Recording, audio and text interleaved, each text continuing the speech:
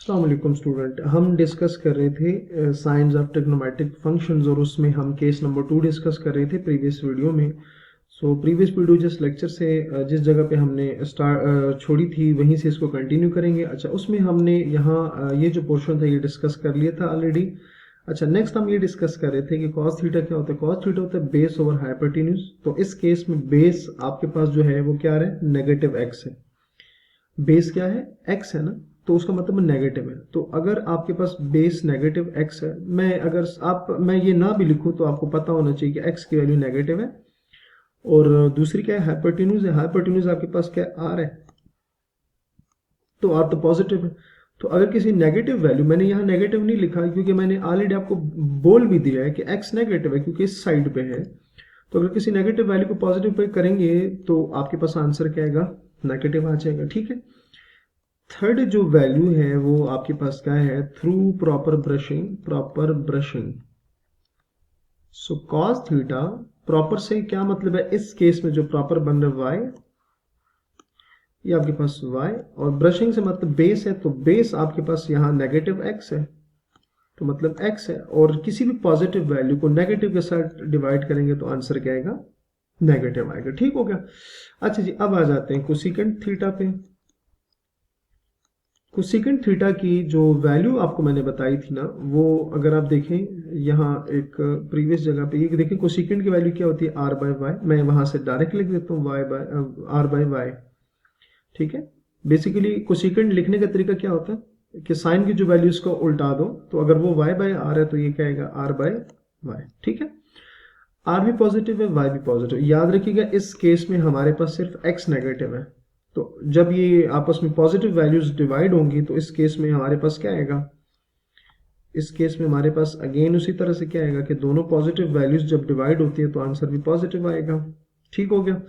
अच्छा जी, नेक्स्ट है हमारे पास सीकेंट थीटा। और सीकेंट की वैल्यू किस तरह से, जो साइन जो कॉस की वैल्यू होती है उसी को अगर आप उल्टा दें, अगर वो कॉस की वैल्यू एक्स बाय आर है तो आर बाय एक्स हो जाएगी।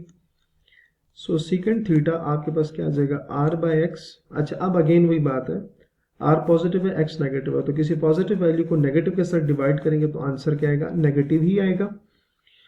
अच्छा जी, अब लास्ट जो वैल्यू है वो है cot theta. Cot theta basically उसको उल्टाएंगे टेन को तो कॉट बनेगा। टेन की वैल्यू है वाई बाय एक्स, तो यहां से आ जाएगा एक्स बाय वाई। और यहाँ पर स्टूडेंट अगर आप देखें तो x जो है नेगेटिव है, y पॉजिटिव है, तो नेगेटिव को पॉजिटिव के साथ डिवाइड करेंगे तो हमारे पास आंसर क्या आएगा, नेगेटिव आएगा। ठीक है।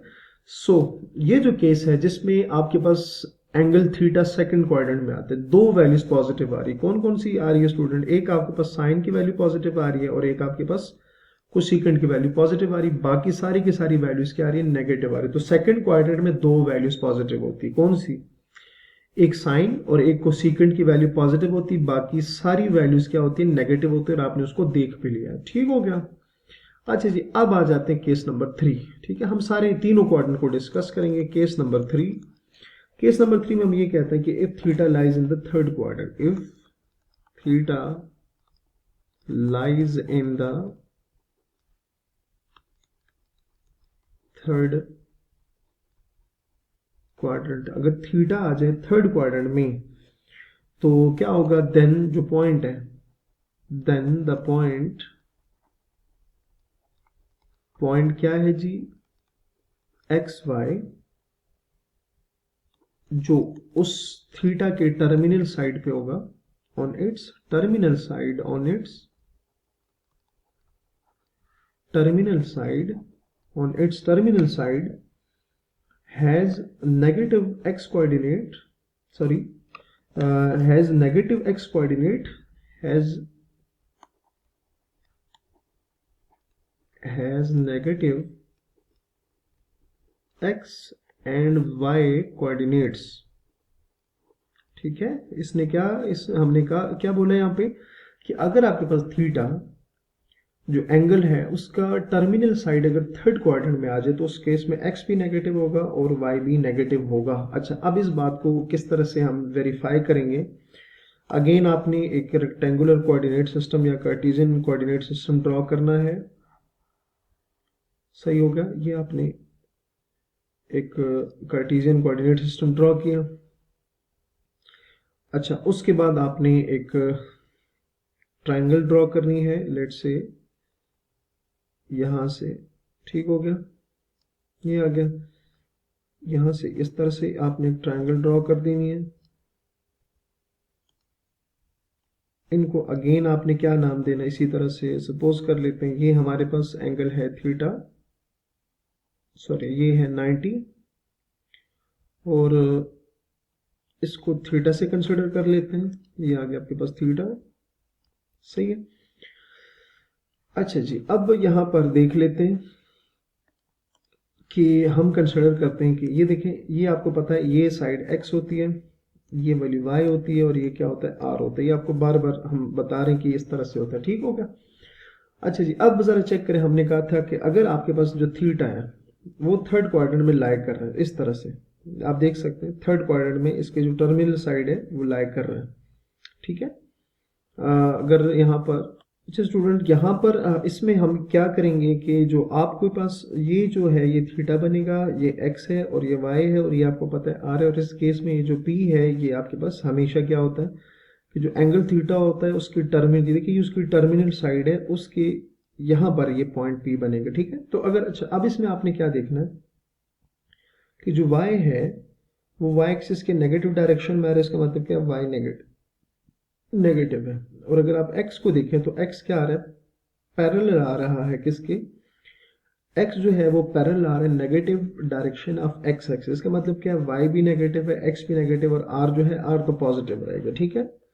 सो अगर हम यहाँ ये लेफ्ट साइड पर लिखें तो इसका मतलब क्या हुआ कि r पॉजिटिव है, x भी नेगेटिव है और y भी क्या होगा, नेगेटिव। तो ये बात प्रूव होगी जो हमने कहा था कि अगर आपके पास एंगल थीटा की टर्मिनल साइड लेफ्ट साइड पर थर्ड क्वाड्रेंट में आ रही हो तो उस केस में हमारे पास क्या होता है, उस केस में हमारे पास y भी नेगेटिव होता है, x भी नेगेटिव है। तो आप देख सकते हैं कि y क्यों नेगेटिव है, क्योंकि वो y एक्सिस के नेगेटिव डायरेक्शन में आ रहे हैं, और x क्यों नेगेटिव है, क्योंकि वो x एक्सिस के नेगेटिव डायरेक्शन के पैरेलल आ रहे हैं, ठीक हो गया। सो इस वजह से आपके पास जो सारी वैल्यूज है जो अभी हम बार बार लिख रहे हैं, ये सारी वैल्यू जो हम फाइंड कर रहे हैं उसमें क्या आएगा वो भी देख लेते हैं कि वो पॉजिटिव आएंगी या नेगेटिव आएंगी, ठीक है। सो अगर मैं उस हिसाब से देखूं तो साइन थीटा क्या होता है, सम पीपल हैव, तो पीपल की वैल्यू ये है और आर की वैल्यू हैव का मतलब ये है। अच्छा, वाई नेगेटिव उसका मतलब है ये भी नेगेटिव। करली ब्राउन हेयर, ब्राउन का वैल्यू है एक्स और हेयर की वैल्यू है आर, तो एक्स नेगेटिव है तो ये भी नेगेटिव आएगा। अच्छा, थ्रू प्रॉपर ब्रशिंग, प्रॉपर की वैल्यू है ये और ब्रशिंग की वैल्यू है एक्स, तो ये भी आपके पास, ये आपके पास क्या आएगा, पॉजिटिव आएगा। उसकी वजह क्या है, y भी नेगेटिव है, x भी नेगेटिव है, तो जब दोनों वैल्यू नेगेटिव हो तो डिवीजन में आंसर क्या आएगा, पॉजिटिव आएगा, ठीक है। अच्छा जी, अब नेक्स्ट जो स्टूडेंट वैल्यू है ना वो हम इंशाल्लाह अगले लेक्चर में यहीं से कंटिन्यू करेंगे। तो उम्मीद है आपको समझ आ गया होगा। अपना बहुत सारा ख्याल रखिएगा। अल्लाह हाफिज़।